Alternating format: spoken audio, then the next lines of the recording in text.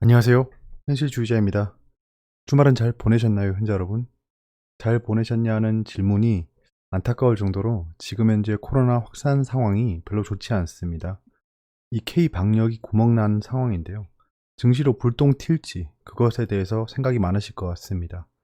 한국 증시에 중대한 기로가 찾아온 것 같습니다. 12월 3주차입니다. 이 무엇이든 최초가 가장 무서운 법입니다. 예, 3단계 격상 직전이죠, 현재. 3단계 격상을 검토하고 있다라고 합니다.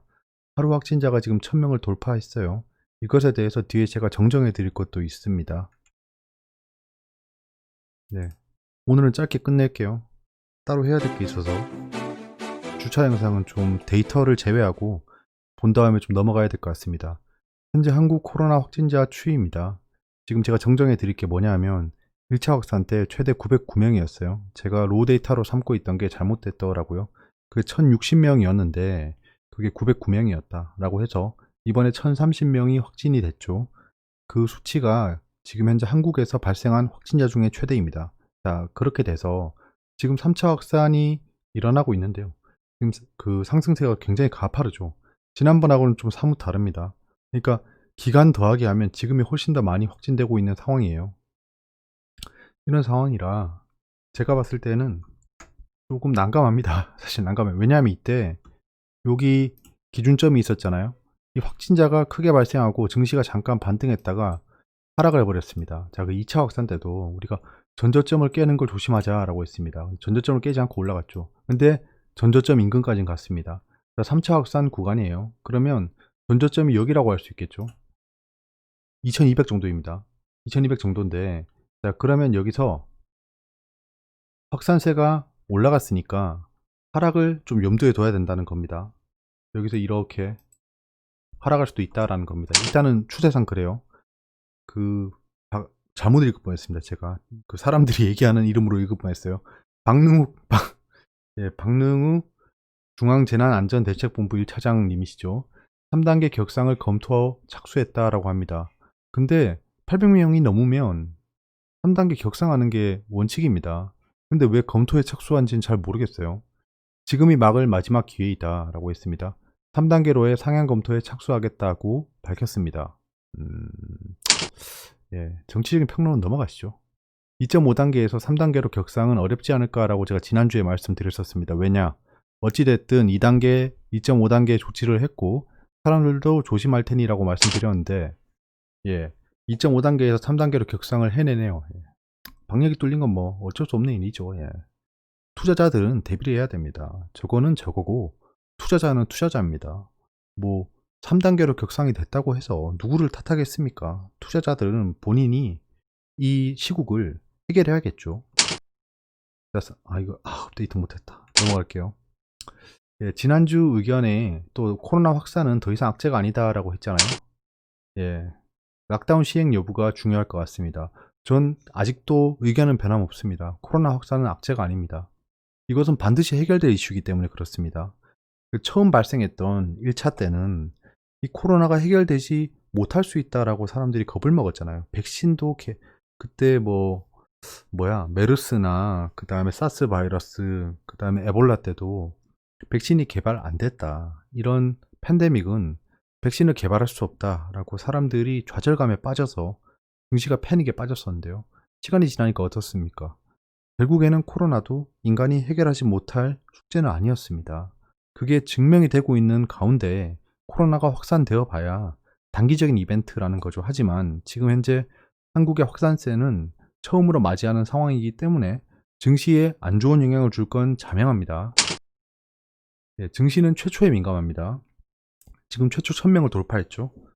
최초 3단계 시행이 앞당겨졌죠. 결국엔 최초라는 겁니다. 그렇기 때문에 증시에는 나쁜 영향을 줄 수 있습니다. 저는 투매가 발생하면 분할 매수할 예정입니다. 컨택트 관련주를 제가 최근에 좀 매도를 했죠. 우리 사장님과 같이 매도를 좀 했는데요. 이번에 컨택트 관련주가 타격을 좀 입을 것 같습니다. 입을 것 같아요. 입을 것 같고, 그 최근에 재택 관련주랑 그 다음에 진단킷 관련주, 시젠 이런 것들을 좀 매수해 뒀었는데요. 이런 것들이 슈팅을 주면 매도 처리하겠습니다. 제가 hedge를 하고 있다라고 한 게 이런 것들이잖아요. 그러니까 증시에 영향을 줄 만한 건 현재로선 코로나밖에 없다라는 거기 때문에 해지를 해뒀던 거로 이 상황을 리스크를 좀 해지를 해야겠습니다. 우리나라만의 상황입니다. 예, 글로벌 증시는 지금 다르죠. 월요일부터 화이자 백신을 접종하기 시작하고 미국이나 영국 이런 데는 우리나라만의 상황입니다. 우리나라는 지금 아직 백신 접종까지 멀었죠. 멀었기 때문에 이게 스노우볼링이 돼서, 스노우볼링이라고 하면 약간 이슈가 점점 덩치가 커진다는 느낌입니다. 그래서 글로벌 증시와 우리가 디커플링 될 수 있습니다. 그래서 미증시랑은 좀 다르게 생각하는 게 좋을 것 같습니다. 이번 주는요. 경계는 극대화해야 됩니다. 근데 수치가 좀 멀긴 했지만 또 모릅니다. 모릅니다, 진짜. 이제 경계를 좀 극대화해야 돼요. 처음으로 맞이하는 상황이 발생했기 때문입니다. 그래서 최대한 해치했던 것들을 기준으로 해서 경계를 좀 극대화하는 게 중요할 것 같습니다. 예, 주요 국가별 코로나 확산에 따른 증시 변동을 좀 체크해 봐야 될 것 같아요. 우리나라보다 다른 나라가 먼저 이거를 헤쳐나갔거든요. 그렇기 때문에 제가 요거를 해봐야 돼서 오늘 주간 그 시황은 빨리 끝내도록 하겠습니다. 오늘 내일 중 분석 예정인데요. 최대한 오늘 내로 끝내보도록 노력하겠습니다. 증시가 이대로 무너질까요? 지켜보시죠. 저는 아니라고 봅니다. 무너지더라도 굉장히 빠른 속도로 복구해 줄 거라고 생각합니다. 왜냐하면 앞에서 말씀드렸다시피 코로나 확산이라는 거는 극복하지 못할 이슈가 아니고요.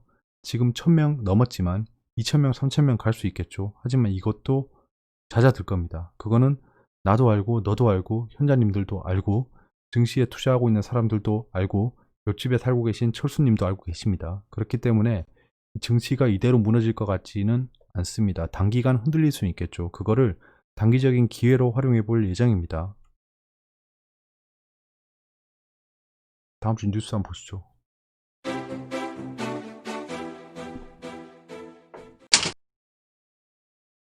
외신입니다. 자, 코비드 백신이 언더웨이에 왔다라는 겁니다. 이제 월요일부터 유나이티드 스테이츠, 미국은 145개 지역에서 백신 접종을 시작한다고 합니다. 화이자 백신이죠. 29만 5천 명 이상 죽은 팬데믹의 터닝 포인트를 만들 것이다. 마킹이네요. 마킹할 것이다 라는 겁니다. 스티뮬러스가 되더락이다. 경기부양책이 답보 상태다라는 겁니다. 지금 뒤를 피하고 있다라는 건데요. 한 달 정도 길게 피한 결과 이제 공화당이랑 민주당 사람들이 패키지에 합의를 이제 진행할 수 있다라는 뉘앙스입니다.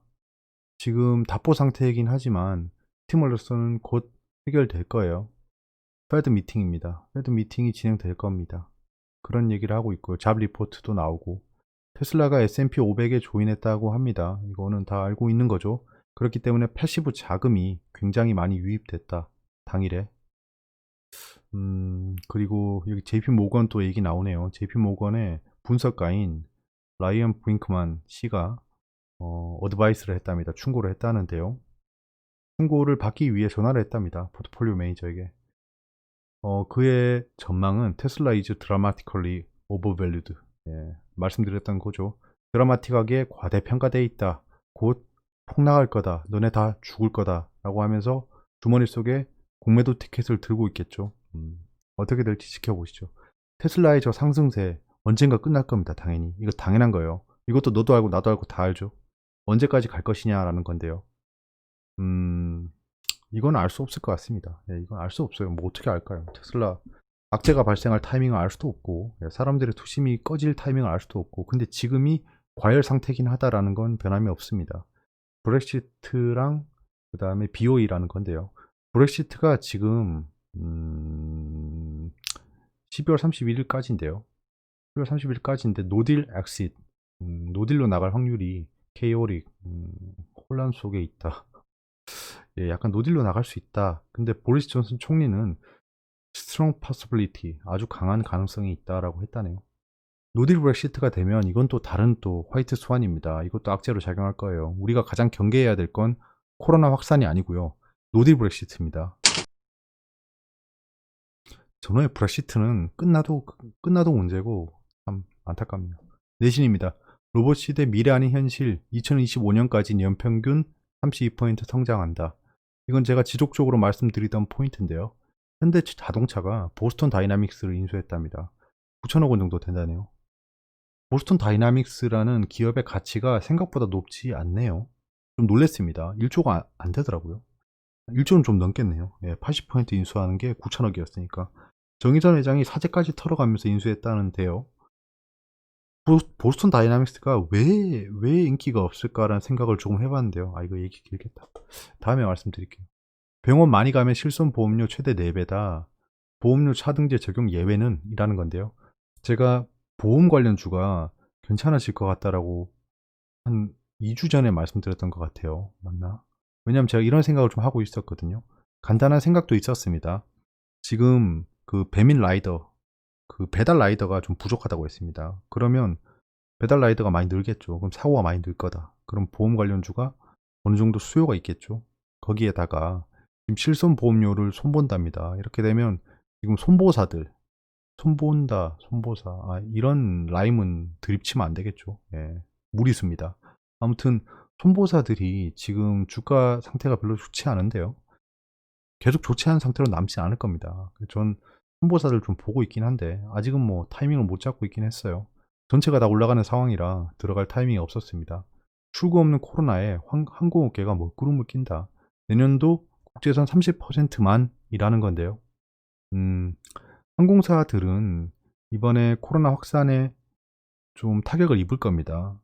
주가가 좀 타격을 입을 거예요. 내년도 안 좋다고 하니까 반등세가 강하지는 않을 것 같습니다. 테슬라 주가가 50% 폭등, 그 뒤엔 거대 ETF의 진격이다라는 건데요.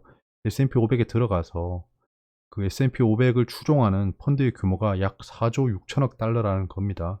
독일의 국내 총생산 GDP를 뛰어넘는 수준으로 커졌기 때문에 테슬라를 많이 추종하고 있다라는 건데요. 글로벌 업계는 주식 수급의 움직임을 면밀히 관찰하는 중이라고 말했다. 면밀히 관찰한다는 게 어떤 걸 관찰하는 거죠? 신기하네. 그럴싸한 말인데요. 의미 없는 말인 것 같습니다. 인증서 춘추 전국 시대에 도대체 뭘 써야 하나? 그동안 사용해왔던 공인인증서가 폐지되면서 폐지됐죠. 그래서 이통사부터 시작해서 네이버, 카카오 전부 다 인증서를 도입하려고 하고 있습니다. 결국에는 사기업들이 인증서에 대한 파일을 가져갈 거라는 건데요. 그러면 결국엔 이통사랑 네이버, 카카오를 좀 지켜봐야겠죠. 거기에 보안이 굉장히 중요해질 겁니다. 시큐리티 관련주들이 있겠죠. 예, 경제 일정을 한번 보겠습니다.